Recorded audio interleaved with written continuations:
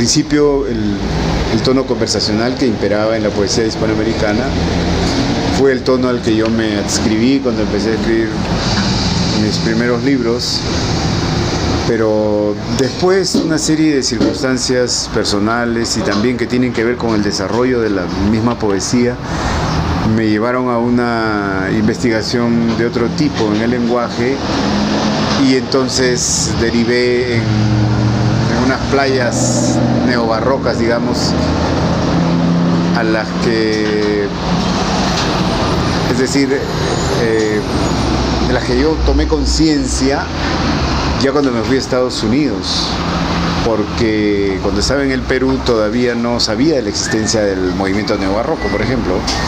Pero cuando llegué a Estados Unidos supe de este movimiento y me sorprendió mucho que había una coincidencia entre la búsqueda que yo en mi soledad en el Perú había hecho y lo que estaban haciendo los poetas del neobarroco en Estados Unidos, como José de Coser, o Eduardo Espina, o gente que estaba en América Latina como Reinaldo Jiménez, por ejemplo, o cosas como las que aquí en México hacían Coral Bracho, David Huerta, o Gerardo Denis. Entonces eso me gustó y tomé contacto con algunos poetas del neobarroco y mantengo una relación con ellos.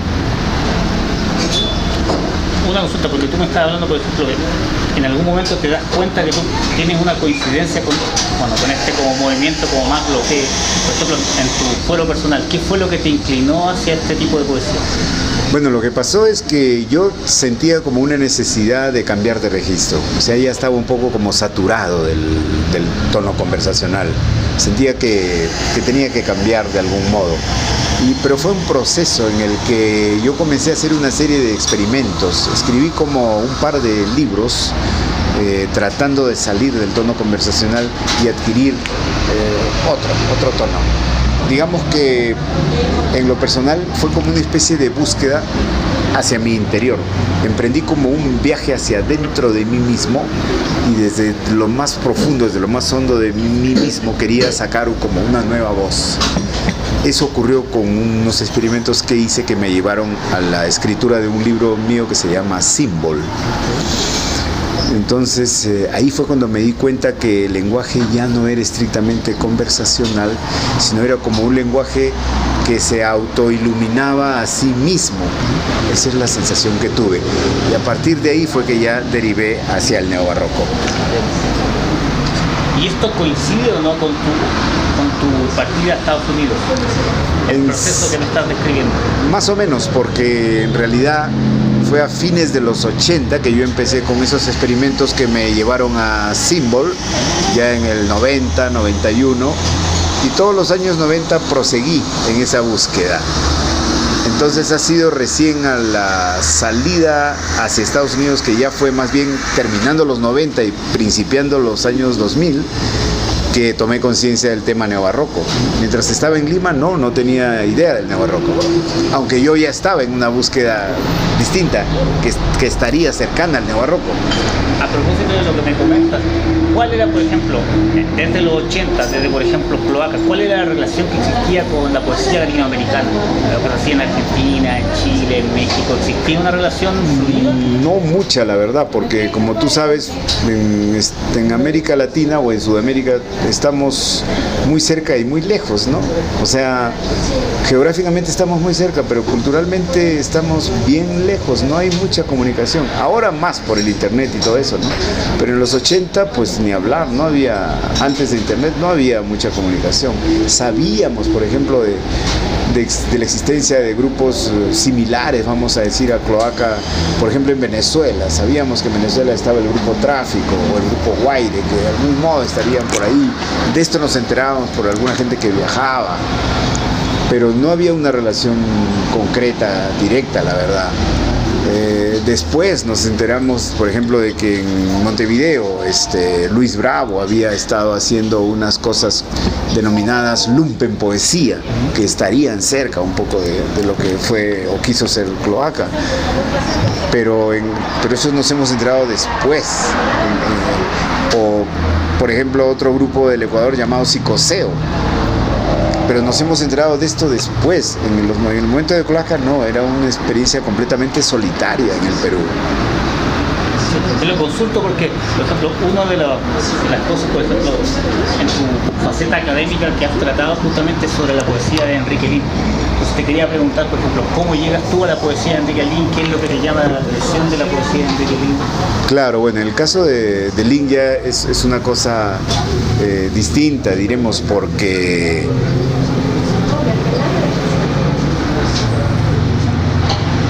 en el caso de Lihn es una cosa diferente. En lo de Lihn es distinto porque Enrique Lihn es un poeta que junto con otros poetas latinoamericanos que, por ejemplo, habían ganado el premio Casa de las Américas. Esto es muy importante, la existencia del premio Casa de las Américas durante los 60, porque el poeta que ganaba el premio Casa de las Américas inmediatamente era reconocido continentalmente. Y esos eran más o menos los poetas que llegaban a toda Latinoamérica. Entonces uno podía, ya en los 70, uno podía recuperar a estos poetas o comenzar a leer estos poetas cuyos libros estaban en Lima, porque los libros de Casa de las Américas llegaban a Lima. Y por ejemplo, Lihn también había publicado aquí en México, en Era, la famosa editorial Era. Entonces, por ejemplo, el escrito en Cuba de Enrique Lihn estaba en Lima, la edición de editorial Era, que fue un libro que yo leí y me apasionó. Entonces, era fácil, vamos a decir así, leer a los poetas conversacionales como Enrique Lihn. Bueno, Cisneros estaba en el Perú. También a Lima llegaban los libros de Joaquín Mortiz de México. Y entonces ahí, por ejemplo, pude leer a Pacheco, su libro No me preguntes cómo pasa el tiempo, que me encantó. Bueno, el libro Taberna y otros lugares de Roque Dalton llegaba por el premio Casa de las Américas. Entonces, a los grandes Cardenal, por supuesto, porque era súper conocido, porque además estaba en la onda política o la onda de izquierda cristiana. Entonces, la poesía de Cardenal era mucho más difundidísima, entonces llegaba mucho. Entonces los grandes poetas conversacionales era mucho más fácil enterarse de ellos y disfrutar de ellos. Así es como yo conocí la poesía del Lihn, que me encantó, y después conocía personalmente a Enrique Lihn, tuve la ocasión de conocerlo en un festival al que Lihn fue a Lima, y trabé amistad con él, una gran persona, un tipo extraordinario, fuera de serie. Y entonces, después cuando me tocó estar en Estados Unidos y hacer mi tesis doctoral, escogí hacerla sobre Lihn como para rendirle un homenaje, pues, a mi gran amigo, poeta y maestro. ¿Pero hay algún elemento, por ejemplo, de la poesía de Lihn que tú tomas en tu poesía?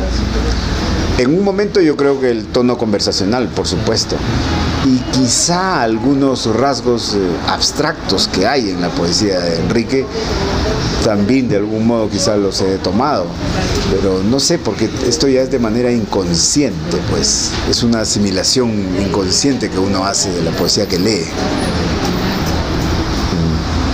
Yo cuando leí su poesía, tu poesía, Roger, Sí. Sentí que estaba en una torre de Babel. Ya. Por ejemplo, mezclas lo que son tradiciones, pero no solo tradiciones, el mismo ritmo y la misma, ¿cómo se puede decir?, de torcer digamos, el sujeto, verbo, complemento. Es totalmente una decodificación de las estructuras poéticas. Me pareció como que busca tu poesía una totalidad.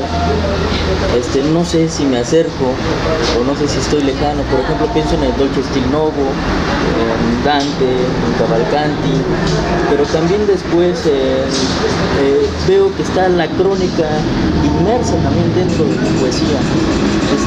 En ese sentido, para ti, ¿qué es este material del lenguaje con que estructuras toda tu obra? Porque se puede sentir que hay un recorrido, sí, pero es un recorrido que cada vez es exacto, es una búsqueda totalizadora de la experiencia, al menos, sobre todo del amor, ¿no? Y de la niñez. Claro. Sí, yo pienso que es cierto. Lo que pasa es que yo trabajo la poesía como un lenguaje. Para mí la poesía es lenguaje, ¿no? Entonces, todo lo que es lenguaje o lo que tiene que ver con el lenguaje o que son voces distintas, yo las cojo y me apropio de ellas, ¿no? Entonces pueden ser voces coloquiales, por ejemplo, muy directas, incluso jerga, slang cotidiano, ¿no? Pero al mismo tiempo tengo también predilección por la cuestión puramente literaria. Y entonces extraigo también temas o voces que vienen directamente de textos literarios, de grandes poetas o de poemas. Por ejemplo, a mí me gusta mucho y me interesa la poesía de Pound, de Ezra Pound. Entonces yo jalo cosas de Pound y como que les doy la vuelta, las transformo. Y por supuesto que a través de Pound es que yo llegué al Dolce Stil Novo y a Cavalcanti y a los inventores del soneto, a los maestros de Dante, etc. Entonces con todo este material es que yo trato de elaborar un poema, y también con voces que vienen de mí mismo, de mi propia imaginación, ¿no? Es decir, muchas veces yo hago poesía simplemente con las reverberaciones verbales que me producen los objetos, ¿no? Entonces, y ahí es cuando trabajo esa sintaxis descoyuntada o yuxtapuesta que tú citas, porque, o sea, lo que me interesa es la maleabilidad, la ductibilidad del lenguaje, y trabajo con absoluta libertad para hacer eso, y rompiendo con las formas, digamos, entre comillas, correctas gramaticalmente y todo eso, ¿no? O sea, a mí me interesa romper con el discurso tradicional, vamos a decir, o establecido. Entonces trabajo toda esta situación, y lo que me gusta hacer es como recoger la reverberación, como digo, de los objetos. O sea, este vaso, por ejemplo, ¿qué es lo que puedo ver que sale así como si fuera posible que un segmento del discurso saliera del propio vaso hacia mí, como una cadena sintáctica que está hablando del vaso sin mencionar vaso o la palabra vaso, sino como una fantasía verbal que se produce en lenguaje, es puro lenguaje, y que no es necesariamente referencial para nombrar la cosa en la realidad, sino como reverberaciones que la realidad te da, y que es creación pura del lenguaje, una fantasía verbal. Es una cadena de sonidos, porque yo trabajo mucho con los sonidos. O sea, ya actualmente casi yo no tengo un tema cuando escribo, sino que simplemente me pongo en disposición de poesía, en estado de poesía, como digo, y aparece una cadena sintagmática de sonidos, y voy después elaborando el poema con sonidos, y dentro de los sonidos voy encontrándole una posible referencia a través de un recuerdo de la infancia, un recuerdo de algo que me pasó ayer, y ahí voy dándole un sentido, una semántica. En ese sentido me parece muy importante, porque al leerte hay un juego, pero es un juego erótico, en el sentido de que es erótico en sí el puro acto de escucharte, de ver cómo te va jalando la palabra, pero en sí muchas veces también eso se refleja en el tema. Pero también hay otro aspecto que me interesa mucho, que es, bueno, que lo mencioné un poco, pero no lo hemos abordado mucho, que es la niñez. Por ejemplo, yo cuando te leí recordé mucho también a Proust, ese ir al recuerdo, ir a la infancia, y claro, que el objeto explota toda la remembranza. Claro. No sé, eso me pareció... Sí, yo trabajo mucho con la memoria, sin duda, ¿no?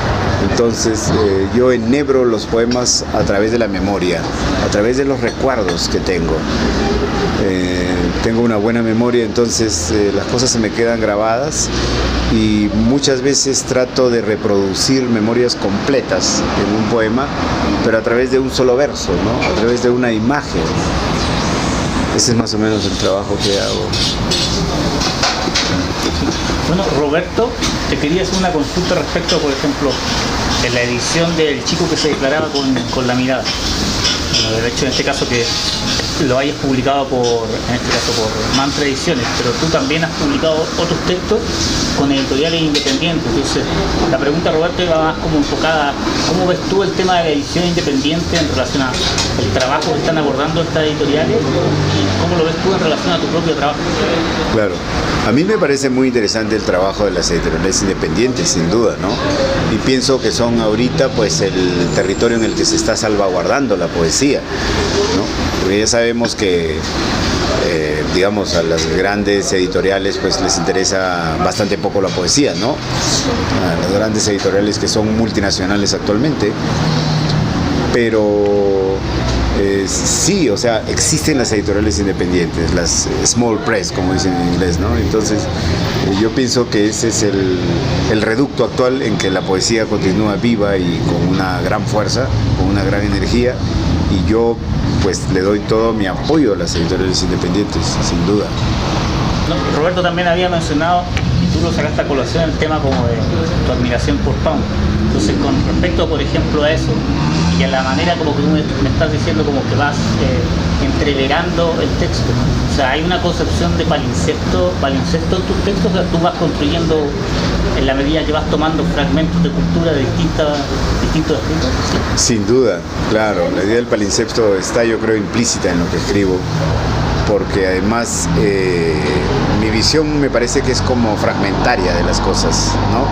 Entonces yo trabajo pues por fragmentos, y entonces son fragmentos que se van enhebrando en búsqueda de una totalidad, no sé, tal vez quizá, pero no es lo que yo me planteo. Yo me planteo el fragmento, trabajar con el pedazo de vida que tengo, algo así. Y en lengua española, por ejemplo, ¿qué momento histórico de la poesía te llama la atención? ¿O en qué momento histórico tú, por ejemplo, trabajas este palimpsesto?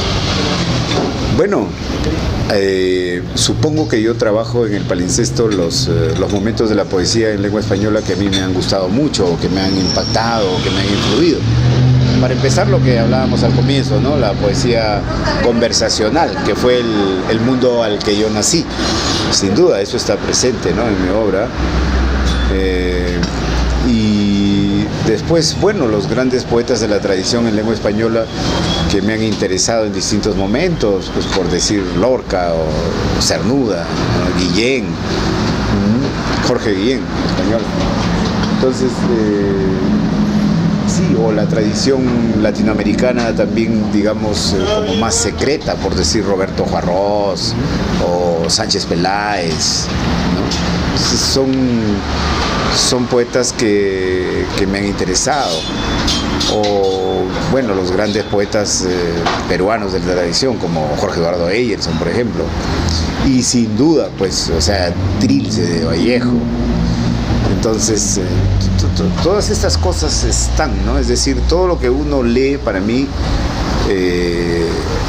va como entrando en tu alforja de poesía, en tus gavetas mentales, y tú puedes abrir estas gavetas a la hora de escribir y sacar de ahí lo que quieres, pero es algo que va naciendo en el proceso creativo, porque la poesía es un acto irracional para mí. La poesía es algo que te viene y te posee, no es algo que tú puedas racionalmente decidir, voy a hacer esto o lo otro, sino que es el lenguaje que se te va metiendo a ti, el lenguaje se va posesionando de ti. Eso es lo que yo siento.